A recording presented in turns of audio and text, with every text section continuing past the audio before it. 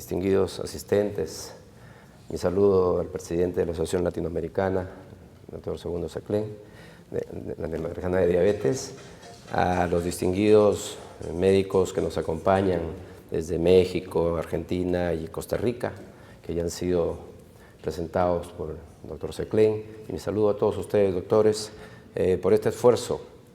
También saludo a la Asociación Latinoamericana de Diabetes por haber realizado, por coincidir este evento con, diríamos, la mayoría de edad del reglamento de la Ley General de Protección de las Personas con Diabetes, ¿no?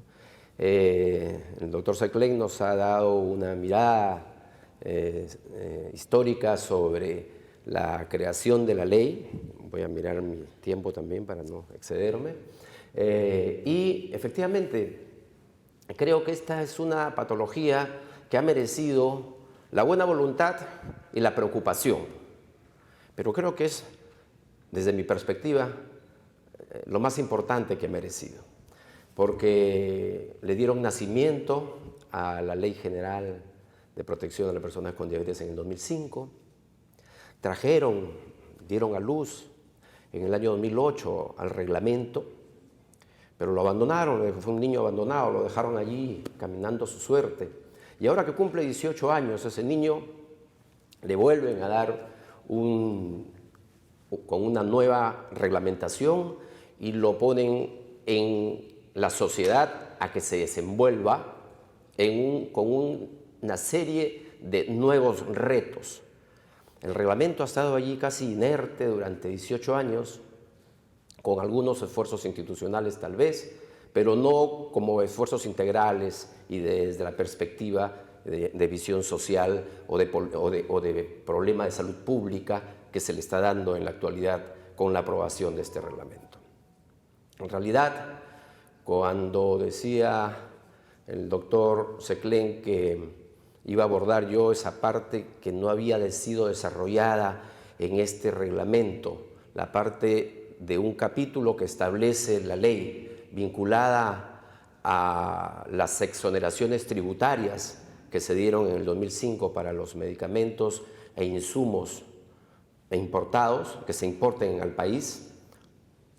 Claro, no ha sido recogido eventualmente porque ya no es necesario que se recoja, porque creo que lo único que sí funcionó desde que se promulgó esta ley fue su incorporación de estas exoneraciones a las normas donde tenían que estar, que eran otras normas. Lo único que hace el MINSA, la Autoridad Nacional de Salud, es decir, cuáles son aquellos medicamentos que tienen que ser exonerados, nada más. Y eso es porque la academia o porque los especialistas lo van actualizando y, como bien ha dicho el doctor, hay un gran trabajo por actualizar todos los medicamentos que constituirían parte del PNUME. Pero, sin embargo, el MINSA tiene un listado por una resolución ministerial que se va actualizando de vez en cuando. Creo que el último ha sido en el 2018, si mal no recuerdo, del listado que están exonerados del IGB, del Impuesto General a las Ventas, pero también están exonerados de las tasas arancelarias, o sea, de los impuestos a la importación. Esto sí ha funcionado. Entonces, tenemos medicamentos importados que se comercializan sin pago de IGB y sin pago de derechos a la importación. Entonces, en esa línea creo que ahí se ha tenido un solitario avance de una norma que se puso en el 2005, de un reglamento una norma que dio el beneficio. En el reglamento del 2008 no se trató este tema, pero sí se incorporó en la Ley General de Aduanas y en la ley del IGB, y se viene utilizando. Y por eso es que encontramos en la actualidad medicamentos que gozan de esas facilidades, pero que sin embargo vemos como en países de Latinoamérica, ¿no? Vecinos nomás, de los cuales se importa. Yo estaba haciendo una evaluación breve de un solo medicamento colombiano que se produce en Colombia y que cuesta el 50% de lo que lo compramos acá.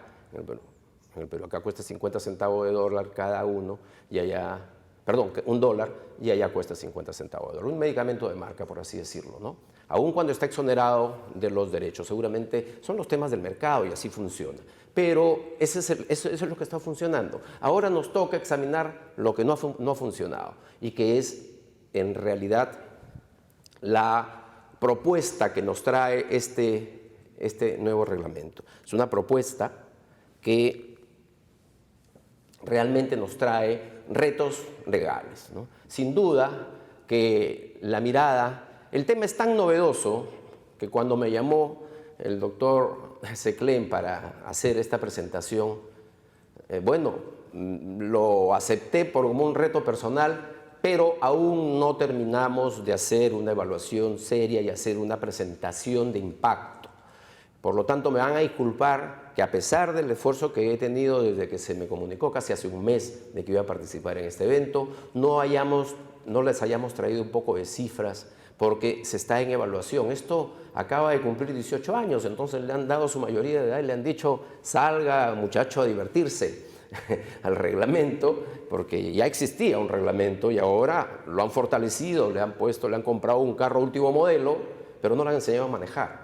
Entonces, hemos identificado qué hacer, pero no hemos identificado todavía cómo hacer. Y eso nos genera retos desde el Estado a los operadores de la gestión pública, a los operadores de la salud pública, y retos también para los profesionales de la salud inmersos en el intermedio, como yo les llamo la infantería de las políticas públicas de salud, que son los profesionales de la salud, y también retos para los pacientes.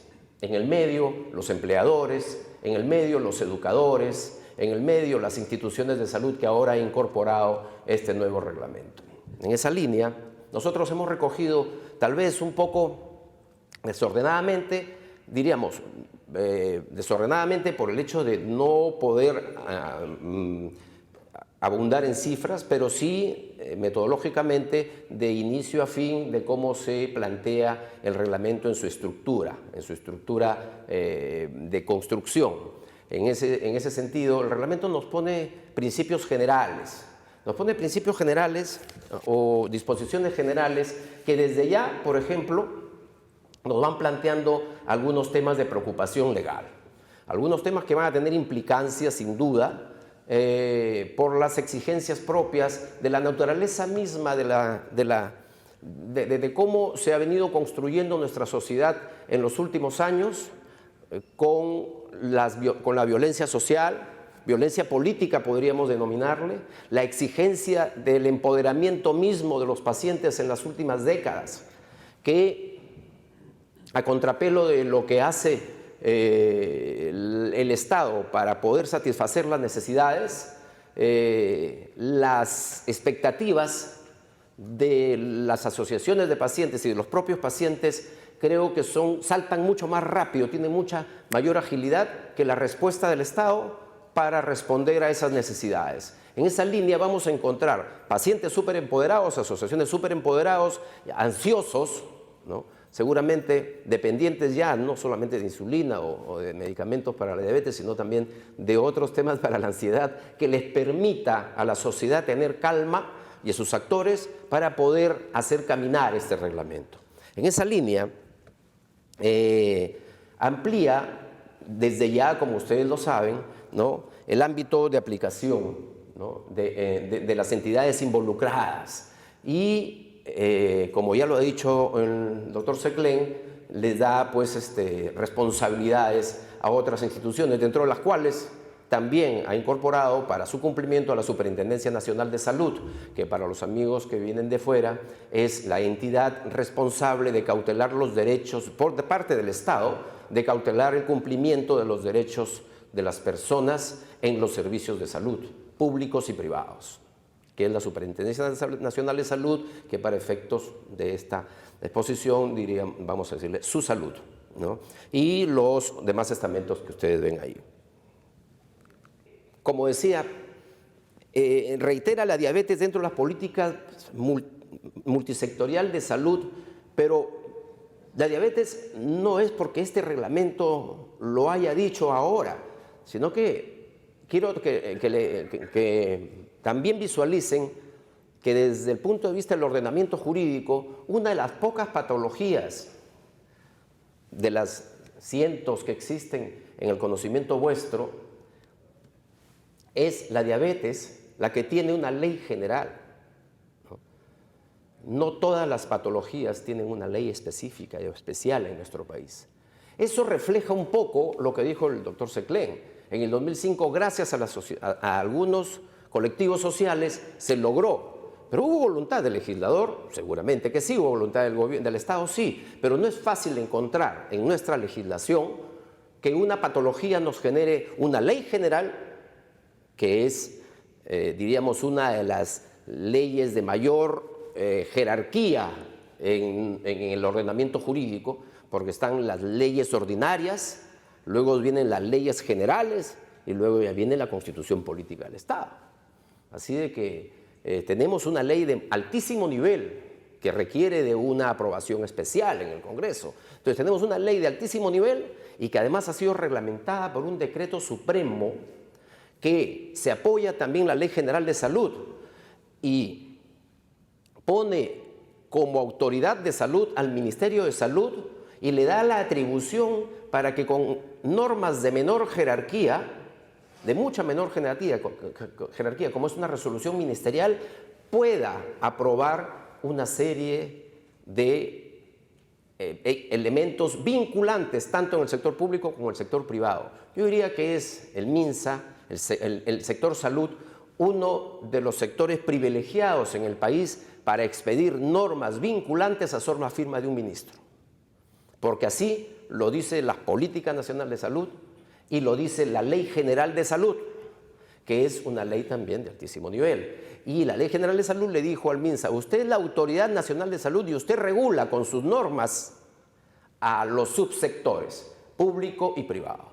Y por lo tanto, con una resolución ministerial, uno puede regular el sector. Claro, por supuesto, sin invadir o sin violentar el ordenamiento natural legislativo, que por supuesto si vulnera un decreto supremo o un reglamento no lo va a poder hacer. Pero sin embargo, como hay muchas cosas por decir y hacer, este reglamento que ha sido aprobado por decreto supremo tiene muchísimo que hacer para que las estrategias que plantea puedan tener, mediante resolución ministerial, las acciones que sean necesarias mediante la propia toma de decisiones con actores nuevos que estamos encontrando.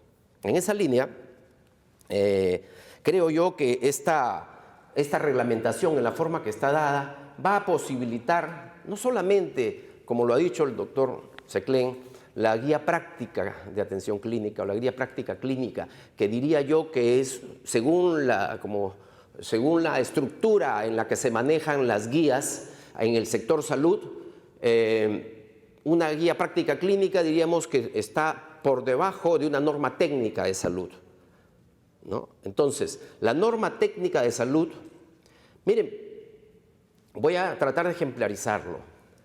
Una guía práctica de salud o una guía, una guía de práctica clínica, perdón, puede ser aprobada por el director de un hospital, puede ser aprobada por el propio ministerio, con lo cual obliga a todo el sector.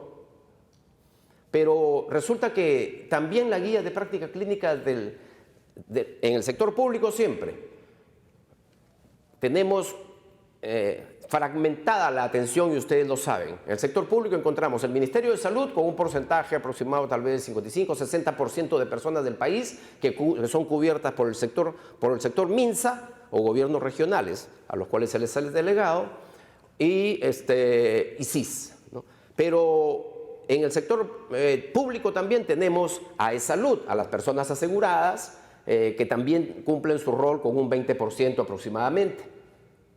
Ese es el subsector público. Y en ese subsector público también tenemos a las sanidades de las Fuerzas Armadas y de la Policía Nacional. En esa línea podríamos ver que cada uno de esos elementos, de esos organismos del subsector público, podría aprobar su guía de práctica clínica. Entonces, ¿qué hace que podamos estandarizar desde la mirada de este nuevo reglamento, y esa es una tarea que le tiene que dar, que aprobemos y que promovamos como órganos especializados y la academia y desde las sociedades y desde esta asociación, que el propio ministerio pueda tal vez aprobar una guía técnica de salud que dé los lineamientos, que tiene mayor jerarquía que las guías de práctica clínica, y esta norma técnica de salud, por mandato de la norma, se aplica en los dos subsectores, subsector público, ya con sus particularidades que hemos dicho, y el subsector privado, con los cuales podamos ver nosotros el uso de estas guías en las IAFAS, en las IPRES y IAFAS, instituciones administradoras de fondos de aseguramiento en salud, para los amigos que nos acompañan, tal vez no están acostumbrados a estas siglas, y las IPRES, las instituciones prestadoras de servicios de salud, las clínicas privadas, ¿no es cierto? Entonces, creo yo que es una mirada que hay que darle para que el MINSA no pierda esa posibilidad de poder estandarizar y que cada subsector se empiece a disparar con guías propias, guías de práctica clínica, que tal vez puedan ser controversiales en los propios espacios académicos. Como ya lo había hecho antes, pero ahora lo crea con mayor exigencia, lo renueva y genera una organicidad del Programa Nacional de Prevención y Atención de Pacientes con Diabetes, ¿no? Lo ha tenido ahí durmiendo, pero ahora sí lo obliga a existir porque le da una organicidad, aunque no le da plata, ¿no? Dice que le da plata, pero en la práctica, como ustedes saben, si no está en el presupuesto, no la tiene. Eso vamos a criticarlo en un minuto. Pero el reglamento ha hecho todo lo que ha podido. Sin duda que este reglamento pasa por el MEF. Y seguramente que quienes lo hicieron desde el sector salud, con el apoyo de todos los profesionales de la salud que conocen de esto, me presentaron un proyecto. Y seguramente cuando lo vieron publicado en El Peruano, lo vieron modificado respecto a la parte económica. Porque cuando llega por el Ministerio de Economía y Finanzas la parte económica, dice que los programas y proyectos que se creen en beneficio de las personas que le cuesten al MEF, eso no pasa, si no están dentro del presupuesto. Entonces, lo que hace el MEF al modificar cada proyecto normativo, yo he sido asesor, como lo saben algunos de aquí, he sido asesor de un ministro de Salud y hemos tenido que combatir con el MEF mucho de esto. La norma establece que el financiamiento de las nuevas acciones que prevé en este nuevo reglamento se harán con los presupuestos institucionales sin generar costo para las entidades que lo llevarán adelante. Yo no sé cómo tenemos que hacerlo, pero ahora ya vamos a tener un coordinador nacional que se tiene que crear, porque ya lo creó la norma. Pero seguramente como no está en el presupuesto y como no va a estar tampoco en el presupuesto institucional y como no va a estar en el manual de clasificador de cargos de la institución y tampoco va a estar en el CAP, entonces no va a haber puesto para ese funcionario. Porque ustedes saben que el Estado se organiza a través de los instrumentos de gestión. Y los instrumentos de gestión son MOF, ROF, CAP, CA. Entonces, tanta instrumentación alrededor de los cargos que no va a existir un puesto en el Ministerio de Salud con toda seguridad en este año y ya se cerraron los presupuestos para el próximo año. Entonces calculo que para el 2025 debemos estar con la posibilidad de exigir que el MINSA pueda incorporar esta figura del coordinador en su clasificador de cargo y pueda estar financiado. Si no, vamos a encontrar siempre, como se hace, que le van a encargar la función de coordinador a un funcionario que tiene a cargo el tema de las enfermedades no transmisibles y todo eso como parte adicional de su trabajo, que a la misma vez va a contratar a otra persona, como un locador de servicios establecido en el Perú, para que pueda, un tercero, sin vínculo institucional y en el tiempo que le alcance, para que pueda ayudarlo a organizar este tan importante paso. Entonces no perdamos esa línea, miremos que también desde el punto de vista de cumplimiento normativo existe algo por hacer institucionalmente. pero le ha dado organicidad, o sea, ya ha nacido, ya este chico de 18 ha salido empoderado, sin mayor preparación, sin mayor logística, pero se encuentra ya suelto en nuestra sociedad para organizar su vida. Y precisamente eventos como estos van a ser los que nos hagan reflexionar qué se requiere en cada lugar para poderle dar una existencia efectiva a estos temas. Entonces, diríamos que el financiamiento, como se ha visto, es sin demandar recursos adicionales al Estado, con lo cual va a ser como muchas otras enfermedades, algunas ya las tienen desde el presupuesto, esta todavía no, ¿ya?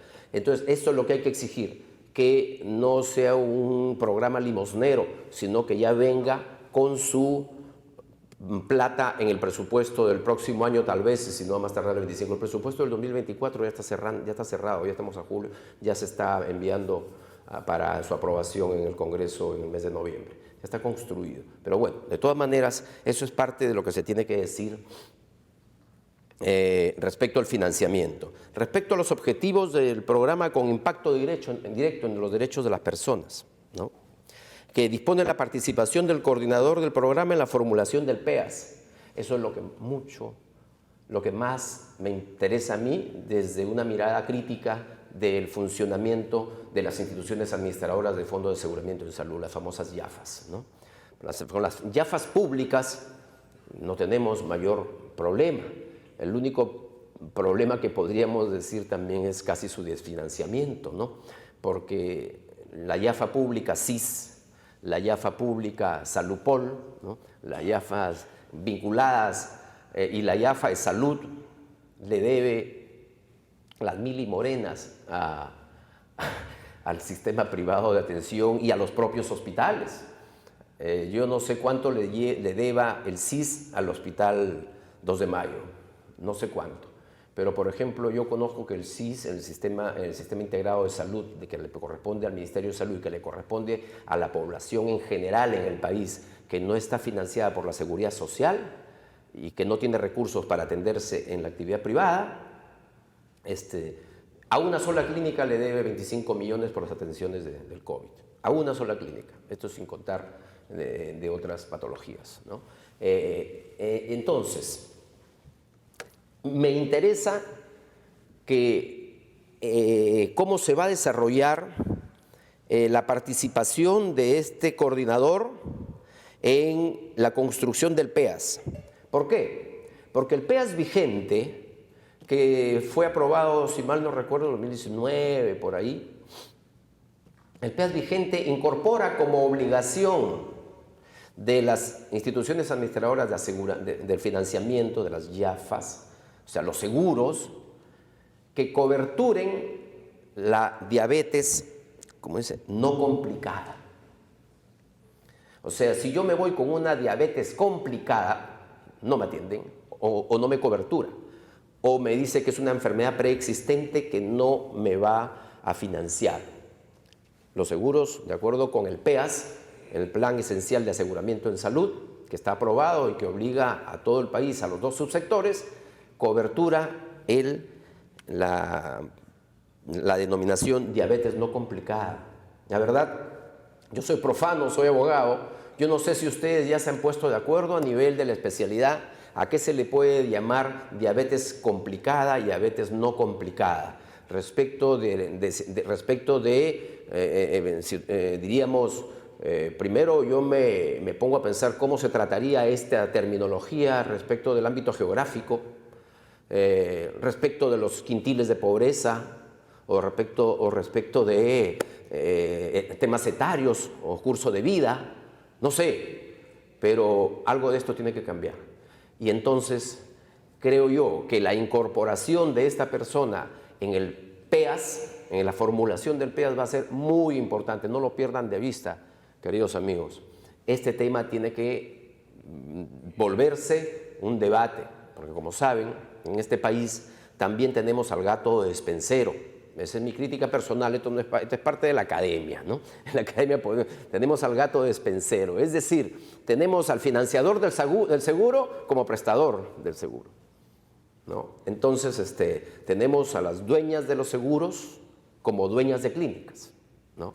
Y entonces, por lo tanto, cosa que no se puede hacer en otros países, y esa es una pregunta que les dejo a nuestros amigos de otros países, si es que en sus países existe la posibilidad de que una institución, una compañía de seguros pueda ser propietaria del seguro que debe de pagar, que es el de seguro de salud, ¿no? Y por lo tanto hay, según mi perspectiva, mi mirada, siempre hay conflicto de intereses al respecto, ¿no? Bueno, yo lo dejo allí porque no es el escenario. Sin embargo, me entusiasma que sí se permita que este coordinador participe en el PEAS. También vemos que se fortalece el Registro Nacional de Pacientes, ya no va a ser solamente para efectos del CDC o efectos de hacer un poco de estadística, sino que también se va a hacer seguimiento desde el Registro Nacional de Pacientes en forma nominal. Vamos a ver cómo porque así lo establece el reglamento. Entonces vamos a ver cómo se desarrolla, ¿no? Si nominalmente va a servir para algo, no lo sé, pero ahora lo dice el reglamento, sí, de repente para los establecimientos de salud, ahora que va a haber participación comunitaria, ahora que va a haber participación de las asociaciones, siempre es bueno personificar a ese paciente, ¿no? No tenerlo como una cifra, sino tenerlo también para ver cómo avanza en sus diferentes cursos de vida, ¿no? También tenemos que genera una coordinación del programa con el sistema público de abastecimiento. Así es. Es decir, él plantea y dispone que el coordinador converse con el CENARES. Ustedes saben qué es el CENARES, es el Centro Nacional de Recursos Estratégicos en Salud, es el que compra para el Estado peruano los medicamentos. Yo estaba queriendo saber, como le decía al doctor Seclen, no lo pude obtener, cuánto representaba en el país el gasto, qué porcentaje del gasto en medicamentos era el gasto en medicamentos para diabéticos desde el Estado como comprador. No lo he podido obtener, es una pregunta que espero que se me responda antes de terminar esta mañana, pero sí lo he hecho a un ex responsable del CENARES para ver si es que esto tiene alguna significación en la compra de medicamentos en el Estado peruano. Yo no creo que tenga mucho, no tengo mucha esperanza de que sea muy alto el porcentaje, pero que quiero por lo menos aterrizar en alguna cifra. Pero eso es lo bueno, que por lo menos ahora hace que este señor coordine con el CENARES y que le diga, tú me pones mis necesidades en el petitorio nacional único de medicamentos y me pones en el presupuesto para comprar medicamentos. Ya se me está acabando el tiempo, me quedan 3 minutos, así de que creo que hablo demasiado, pero lo que pasa es que es la primera vez que hablo por este reglamento, pues doctor, ¿no? Y esto me genera mucho entusiasmo porque nos trae una serie de retos, de miradas, de diferentes perspectivas que nos va a hacer que nos vayamos abriendo espacio cada vez más, invitarlo a que generemos mesas de diálogo respecto de las propuestas que desde el plano legislativo o legal también puedan ser materia de ver cómo se pueden ir desarrollando o desenvolviendo. En los aspectos de promoción de la salud y acciones de prevención, es muy innovador, trae una serie de actividades y una serie de actores, ¿no? Trae una serie de actores y plantea intervenciones de la educación superior, de la parte comunitaria, del centro laboral, para que en el centro laboral se establezcan políticas de vida saludable, desde la exigencia, además de que en los centros laborales se exija a esos concesionarios que se mantienen en la mayoría de instituciones públicas y privadas que nunca han cumplido con lo que ya establecía la ley, y ahora está en el reglamento también, que tienen que brindar información alimenticia sobre los alimentos que expenden, ya los incorpora a los empleadores para que también sea parte de su obligación y las autoridades y funcionarios públicos y privados de los 3 niveles de gobierno. Yo creo que para fines de poder cumplir con los tiempos que se han dado y para poder abordar todos los temas, tengo que pararla allí. Doctor, me quedo con como dicen, con la miel en los labios, aunque no soy diabético, no debo tomar miel, pero les agradezco mucho su atención. Bueno.